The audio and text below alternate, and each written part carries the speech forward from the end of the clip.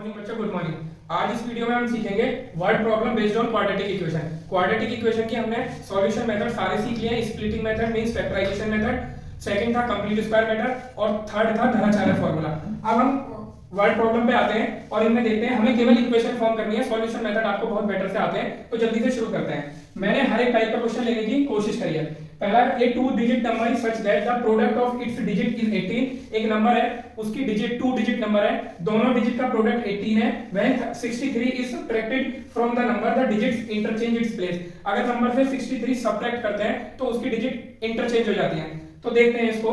Late कोई भी दो डिजिट है उसमें, तो कोई भी एक डिजिट हम लेट कर लेंगे। तो लेट करते हैं, let ones place digit let करी हमने x। तो टेंस प्लेस डिजिट कितनी हो जाएगी?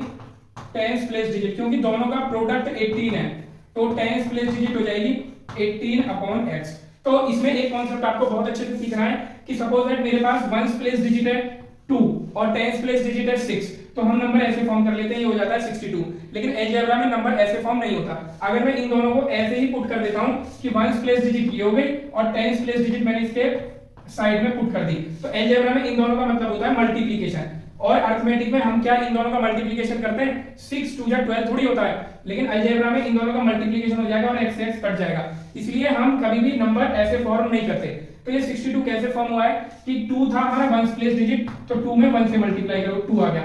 6 था हमारा टेंस प्लेस डिजिट, इसमें 10 से मल्टीप्लाई करो, ये आ गया हमारा 60 और इन दोनों को ऐड कर दो, 60 प्लस 2 ये आ गया हमारा 62। तो इस तरीके से नंबर फॉर्म होता है अलजेब्रा में भी और अरिथमेटिक में भी। तो इस क्वेश्चन में ये कॉन्सेप्ट बहुत ज्यादा अप्लाई होता है और इसी से क्वेश्चन होता है। तो हमारे पास डिजिट आ गए, हम नंबर फॉर्म कर लेते हैं। रिक्वायर्ड नंबर कितना हो जाएगा हमारा? रिक्वायर्ड नंबर टेंस प्लेस में आप 10 की मल्टीप्लाई करो यानी 10 into 18 upon x plus ones place में 1 की मल्टीप्लाई करो यानी x into 1, यानी हमारा नंबर कितना बन जाएगा? 180 अपॉन x प्लस x। ठीक है। अब कह रहा है कि अगर हम इसमें से 63 माइनस कर देते हैं तो डिजिट इंटरचेंज हो जाती है। तो डिजिट इंटरचेंज होने पे जो नंबर फॉर्म होगा पहले उसको फॉर्म कर लेते हैं, फिर हम इक्वेशन बनाएंगे। तो लिखेंगे व्हेन डिजिट इंटरचेंज, तो नंबर क्या बनेगा? तब नंबर क्या बनेगा हमारा? ये जो वंस प्लेस है ये तो टेंस प्लेस हो जाएगी, यानी इसको मल्टीप्लाई कर देंगे 10 से, 10 into x प्लस जो टेंस प्लेस है वो वंस प्लेस हो जाएगी, इसमें मल्टीप्लाई कर देंगे 1 से।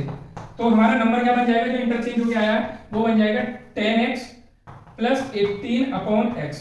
ये हमारा नंबर रिक्वायर्ड नंबर है और ये इंटरचेंज। अब क्वेश्चन क्या कह रहा है उसके अकॉर्डिंग करेंगे हम। इसमें से अगर मैं 63 माइनस कर देता हूं यानी 180 upon x plus x minus 63, अगर ये कर देता हूं तो नंबर डिजिट इंटरचेंज कर देता है, यानी ये हो जाएगा 10x प्लस 18 अपॉन x। ये हमारी रिक्वायर्ड इक्वेशन बन गई। जब हम इसको सॉल्व करेंगे तो ये क्वाड्रेटिक इक्वेशन फॉर्म हो जाएगी। अब हम इसको सॉल्व कर लेते हैं, इन सबको एक साइड लेके आ जाते हैं, इस पूरे क्वेश्चन को इधर ले जाते हैं, तो ये हो जाएगा 10x plus 18 upon x minus 180 upon x minus x plus 63 is equal to 0। तो आप ये देखेंगे 10x में से x जाएगा तो कितना बचेगा हमारा?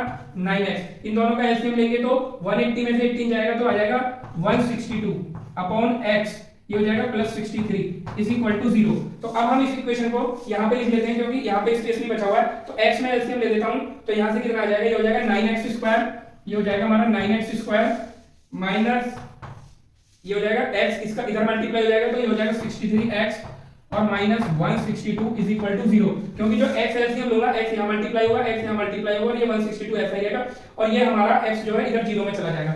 9 से ये सारे हमारे क्या हो रहे हैं? कैंसिल आउट हो रहे हैं, तो 9 कॉमन ले लूंगा तो हो जाएगा x स्क्वायर प्लस 7x और हमारा हो जाएगा माइनस का 162। 9 से कैंसिल करेंगे तो 9 बन जाएगा 9 और 9 8 जा 72 इज इक्वल टू 0 और ये 9 इधर 0 में चला जाएगा तो ये 9 यहाँ से हट जाएगा।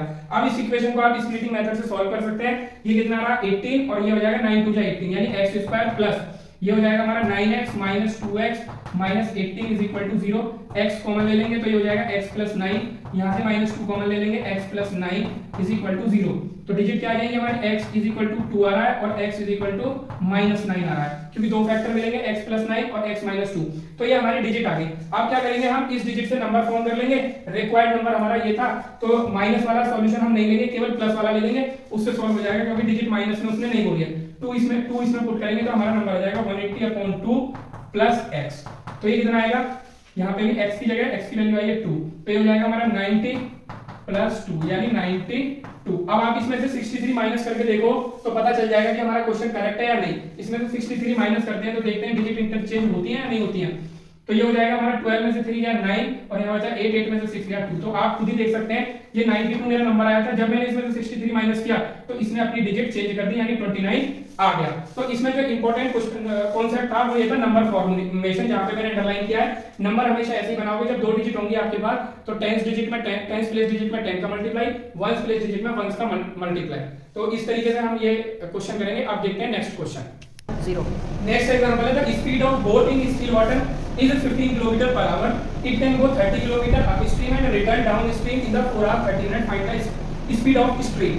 तो हमें इसमें क्या है, जब भी बोट वाले और स्ट्रीम वाले क्वेश्चन आते हैं तो उसमें अपस्ट्रीम और डाउनस्ट्रीम का कांसेप्ट होता है। तो सबसे पहले हम इसमें स्ट्रीम की स्पीड लेट कर लेते हैं। Let speed of stream is equal to x kilometre per hour. Down stream का मतलब होता है जब बोट वाटर की डायरेक्शन में ही मूव कर रही है तो उस टाइम का बोट की स्पीड फास्ट हो जाती है। वाटर हमेशा डाउनवर्ड स्पीड पर फ्लो करता है, तो जब बोट वाटर के साथ जाएगी तो उसकी स्पीड बढ़ जाएगी यानी बोट की स्पीड प्लस स्ट्रीम की स्पीड, तो ये हो जाती है हमारी डाउनवर्ड स्पीड। तो इसको बोलेंगे डाउन स्ट्रीम स्पीड।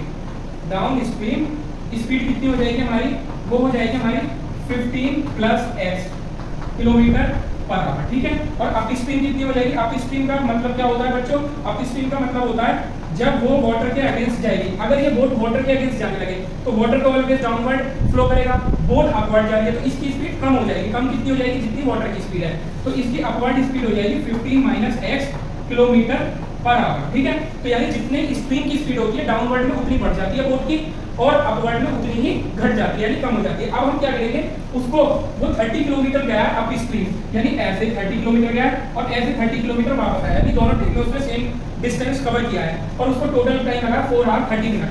तो ये हमारा टोटल टाइम है, टोटल टाइम 4 आवर 30 मिनट। इसको आवर में कन्वर्ट कर लेंगे क्योंकि हम सारी चीजें आवर्स में ले रहे हैं, तो ये हो जाएगा 430/60 कर लेंगे इसको, ये हो जाएगा 1/2 यानी 4 होल 1/2 यानी 9/2 आवर, ठीक है। तो अब हम क्या करेंगे, उसका टोटल टाइम निकाल लेंगे। टोटल टाइम कैसे निकालेंगे, अब ये देखो डाउन स्ट्रीम स्पीड जब वो नीचे जा रहा है तो बच्चों हमने ये फार्मूला बहुत ज्यादा अप्लाई होता है, इसको ध्यान रखना है।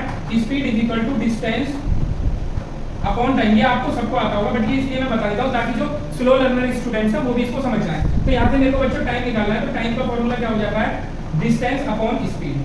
मैंने यहाँ पे लिखा है जिससे कि आप इधर से देख देख के इसको अप्लाई कर सकते हैं। टाइम इधर चला गया और स्पीड नीचे आ गया, ठीक है। तो अब हम डाउन स्ट्रीम और अप स्ट्रीम दोनों का टाइम निकालेंगे और उसको ऐड करके टोटल टाइम के इक्वल कर देंगे 9/2 आवर्स के। तो डाउन स्ट्रीम में कितना टाइम लगेगा, उसको डिस्टेंस अपॉन स्पीड। डिस्टेंस उसने 30 किलोमीटर कवर किया है और स्पीड थी डाउन स्ट्रीम में उसकी 15 प्लस x, क्लियर है बच्चों। प्लस अप स्ट्रीम में भी उसने इतना ही करा लेकिन स्पीड इस बार कितनी है उसकी 15 माइनस x और ये इज इक्वल टू कितना हो जाएगी 9/2 क्योंकि टोटल टाइम इतना लगा है। अब क्या करता हूं मैं, इसका एलसीएम ले लेता हूं और देखेंगे क्वाड्रेटिक इक्वेशन फॉर्म हो जाएगी। एलसीएम आएगा 15 प्लस x और 15 माइनस x, डिवाइड करेंगे 15 प्लस x कैंसिल हो जाएगा ये। और इसमें से बच्चों हम क्या कर लेते हैं, थोड़ा इजी करने के लिए 30 ऊपर से कॉमन ले लेते हैं जिससे कैलकुलेशन थोड़ी इजी हो जाए। यहां आ जाएगा ये 15 माइनस x प्लस यहां आ जाएगा ये 15 प्लस x। क्यों, क्योंकि मैं 15 माइनस x से इस पूरे को डिवाइड करूंगा, 15 माइनस x कैंसिल हो जाएगा, 15 प्लस x के ऊपर 1 में मल्टीप्लाई हो जाएगी क्योंकि ये वाला 30 मैंने बाहर कॉमन ले लिया, 1 में मल्टीप्लाई हुई तो 15 प्लस x से x बच्चों कट गया। ये कितना जाएगा यहाँ पे 15 प्लस 15 30 और बाहर भी 30 है, 30 की मल्टीप्लाई कर देंगे तो कितना हो जाएगा 900 अपॉन ये क्या आ जाएगा a plus b a minus b, तो a स्क्वायर यानी 15 का स्क्वायर 225 माइनस b स्क्वायर। यार बच्चों समझ में इज इक्वल टू 9/2। अब यहाँ पे क्रॉस मल्टीप्लाई कर देंगे तो कितना हो जाएगा ये 9x स्क्वायर वो भी माइनस का और ये हो जाएगा प्लस 225 इंटू 9, ठीक है, इज इक्वल टू कितना हो जाएगा ये हमारा इधर जाके ना 1800। कितना हो जाएगा ये 1800 हमारा ये हो जाएगा। अब इसके बाद क्या करते हैं, इसको जरा सॉल्व करते हैं, ठीक है। पहले तो इस पूरे में 9 कॉमन ले लेते हैं और वो भी -9 कॉमन ले लेते हैं, तो ये कितना बच जाएगा x square plus sorry minus का 9 लिया तो यहाँ बचेगा माइनस 225 इज इक्वल टू, इसको मैं लिख सकता हूँ बच्चों 9 × 200, ठीक है। इस 9 से ये 9 कैंसिल हो गया यानी ये आ जाएगा हमारा कितना माइनस का x स्क्वायर और ये हो जाएगा प्लस 225 इज इक्वल टू बच्चों 200। ये उधर चला जाएगा minus x square is equal to 200 minus 225, clear है बच्चों। अब यहाँ से देखो ये कितना जाएगा, ऊपर लिख देगा minus x square is equal to 200 में से 225 तो माइनस का 25 cancel, x is equal to √25 यानी x is equal to plus minus 5। बच्चों स्पीड कभी भी माइनस में नहीं होती है, तो हम माइनस को लीव कर देंगे, यानी 5 किलोमीटर पर आवर हमारी वाटर की यानी स्प्रिंग की स्पीड आ गई है। तो यहाँ पे हमें इस क्वेश्चन में केवल डाउन स्ट्रीम और अप स्ट्रीम स्पीड के कॉन्सेप्ट को ध्यान रखना। डाउनवर्ड स्पीड में बढ़ जाती है और अपवर्ड में कम हो जाती है। दोनों का टाइम मैंने इस फॉर्मूले से निकाल लिया, ऐड करके टोटल के इक्वल कर दिया, तो स्ट्रीम की स्पीड आ गई 5 किलोमीटर पर आवर। चलते हैं नेक्स्ट एग्जांपल की ओर। अब आ जाते हैं नेक्स्ट एग्जांपल में। ये वाला क्वेश्चन कई बार सीबीएसई में बोर्ड में आ चुका है, इंपॉर्टेंट क्वेश्चन है, इसको देखेंगे और अच्छा भी है। A peacock is sitting on the top of a pillar. एक पीकॉक है वो पिलर के टॉप पे बैठा है, विच इज 9 मीटर हाई। तो डायग्राम बनाएंगे तो इजीली समझ में आ जाएगा। ये एक पिलर है और ये 9 मीटर हाई है और यहाँ पे पीकॉक है, ध्यान रखना। यहाँ पे क्या है हमारा, ये पीकॉक है। From a point 27 metre away from the bottom of the pillar. इस बॉटम से 27 मीटर अवे, यानी हम 27 मीटर अवे आ गए, ये इस पॉइंट पे। A snake is coming to its hole at the base of the pillar. यहाँ से एक स्नेक चलना शुरू कर रहा है इस पॉइंट से और अपने होल की तरफ, होल है हमारा यहाँ पे, स्नेक का होल है यहाँ पे, तो वो चलना शुरू कर रहा है base of the pillar. Seeing the snake, इस यहाँ पे स्नेक को देखते ही वो जो पीकॉक है, पीकॉक पाउंसेस ऑन इट, ये पीकॉक इसको पकड़ने के लिए चलता है। If their speed are equal, इस पीकॉक की स्पीड और स्नेक की स्पीड, दोनों की स्पीड उसने इक्वल किया है। वो कह रहा है at what distance from the hole is the snake caught, यानी इस होल से कितनी दूरी पे, कितनी डिस्टेंस पे ये पीकॉक इस स्नेक को पकड़ लेगा। तो हमें क्या करना है, खुद ही देखो, जब ये यहाँ से चलना शुरू करेगा तो ये इधर चलेगा और ये इधर को चलेगा, तो खुद ही देखो कि कहीं रास्ते में जाके ये पीकॉक इसको पकड़ पाएगा। हम लेट कर लेते हैं कि सपोज यहाँ पे उसने इसको पकड़ लिया पीकॉक ने, तो यहाँ से पीकॉक तो इतना चला, ठीक है, और ये इतना चला हमारा, यार ये बात समझना, इसने इतना डिस्टेंस कवर किया। तो हम क्या करते हैं, लीनियर इक्वेशन हो या क्वाड्रेटिक इक्वेशन हो, जो चीज फाइंड करा होता है ज्यादातर उसको ही लेट करते हैं। तो उसने कहा है कि होल से कितनी डिस्टेंस पे उसने पकड़ा, तो हम इस डिस्टेंस को x लेट कर लेते हैं। यहाँ से यहाँ तक जो दिया है ये 27 दिया है, इसकी नेमिंग कर लेते हैं a, इस पॉइंट को दे देते हैं b और ये हो गया c। तो अब मैं इस डिस्टेंस को x लेट करता हूँ कि x डिस्टेंस पे यानी x मीटर पे उसने उसको पकड़ लिया है। तो लेट डिस्टेंस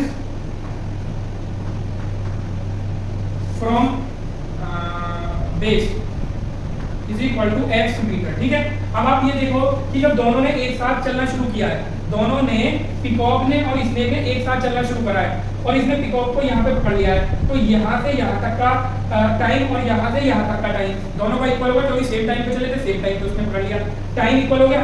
तो और इन दोनों की स्पीड भी इक्वल है। तो फॉर्मूला आप जानते हो क्या होता है, स्पीड, अगर मैं देखूं तो टाइम इक्वल है तो स्पीड इज इक्वल टू क्या फॉर्मूला होता है, डिस्टेंस अपॉन टाइम। अगर यहाँ से मैं डिस्टेंस निकालूं तो वो कितना हो जाएगा हमारा, स्पीड इनटू टाइम। तो यहाँ पे ये देखो, जब स्पीड भी इक्वल है, टाइम भी इक्वल है, तो उन दोनों ने कैसी डिस्टेंस कवर करी होगी, इक्वल डिस्टेंस कवर करी होगी। दोनों ने, जब स्पीड भी इक्वल है दोनों की और टाइम भी इक्वल है, तो दोनों ने इक्वल डिस्टेंस कवर किया होगा।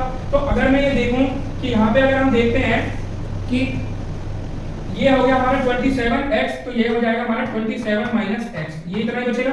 27 में से x माइनस कर दिया तो ये 27 माइनस x बचेगा, और जितना ये डिस्टेंस उसने कवर किया है उतना ही ये डिस्टेंस इसने कवर किया होगा, 27 माइनस x, क्योंकि दोनों की स्पीड और टाइम दोनों का इक्वल है। तो अब ये देखो, ये हमारा क्या बन गया बच्चों, पाइथागोरस ट्राइंगल बना हुआ है। ये क्या बना हुआ है हमारा, पाइथागोरस ट्राइंगल। इक्वेशन बनाने के लिए अब आप इसमें पाइथागोरस थ्योरम अप्लाई कर दो। तो पाइथागोरस थ्योरम क्या बोलती है कि जो हाइपोटेनस का स्क्वायर है वो बेस का और परपेंडिकुलर के स्क्वायर के इक्वल होता है। तो मैं क्या करूंगा, pb स्क्वायर, ये क्या हो जाएगा, pb square is equal to कितना हो जाएगा हमारा, ba square plus pa square. तो हमारा pb स्क्वायर कितना हो जाएगा, 27 माइनस x का स्क्वायर, ba कितना हो जाएगा हमारा x स्क्वायर प्लस pa कितना 9 का स्क्वायर, ये हो गया, ठीक है। इसको मैं इधर ले आता हूं तो a square minus b square की आइडेंटिटी हम लगा देंगे। 27 माइनस x का square minus x square is equal to 9 का स्क्वायर 81, लगा दो a square, a minus b और a प्लस b, ये हो जाएगा a माइनस b और ये हो जाएगा a plus b is equal to 81। ये बहुत इजी, x से x बच्चों कैंसिल हो गया, 27 बचा, 27 से 81 को हम कैंसिल करेंगे तो कितना हो जाएगा, ये हमारा 3 टाइम्स कैंसिल हो जाएगा, ये आ गया यहाँ पे 3, तो ये आ गया हमारा 27 minus 2x is equal to 3 और 2x आ गया बच्चों 27 माइनस 3, यानी बच्चों आ रहा है 2x is equal to 24, x is equal to आ रहा है 24 अपॉन 2, यानी x is equal to 12 metre. यानी जो पोल का बेस है यहाँ से उसने 12 मीटर पे पीकॉक ने स्नेक को पकड़ लिया है। तो ये इस टाइप का क्वेश्चन था। मेन अंडरस्टैंडिंग इसमें ये थी जिसको आपको समझना है कि जब इसने पीकॉक ने और स्नेक ने सेम टाइम पे चलना शुरू किया है और सेम ही उनकी स्पीड है, तो सेम टाइम पे वो उसको क्या कर लेगा, पकड़ लेगा, क्योंकि सेम टाइम पे चलना शुरू करा आफ्टर सेम टाइम। उसके बाद इन दोनों ने डिस्टेंस भी सेम कवर किया। तो हमने क्या किया, ये जो 27 हमें गिवन था, ये वाली डिस्टेंस हमने लेट कर ली क्योंकि ये हमें फाइंड करनी थी। इसमें से इसको माइनस कर देंगे तो ये डिस्टेंस आ जाएगा। जितना ये डिस्टेंस है उतना ही ये डिस्टेंस होगा क्योंकि दोनों की स्पीड और टाइम सेम है। ये हमारा पाइथागोरस ट्रायंगल बन गया। इसमें पाइथागोरस थ्योरम अप्लाई करेंगे, उससे हमारा डायरेक्टली x आ जाएगा। मुझे लगता है अब आपको क्वाड्रेटिक इक्वेशन के डिफिकल्ट क्वेश्चन आपके कवर हो गए।